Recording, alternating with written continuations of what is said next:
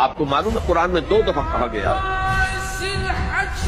یوم یفر المرء من اخیہ وامہ وابیہ وصاحبتہ وبنیہ، جس دن بھاگے گا انسان اپنے بھائی سے بھی اور اپنی ماں سے بھی اور اپنے باپ سے بھی اور اپنی بیوی سے بھی اور اپنی اولاد سے بھی۔ کیوں؟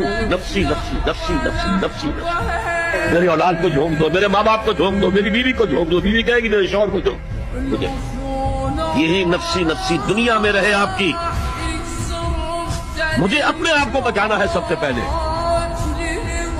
اور پھر مجھے اپنے سب سے پہلے آل اولاد کو بچانا ہے۔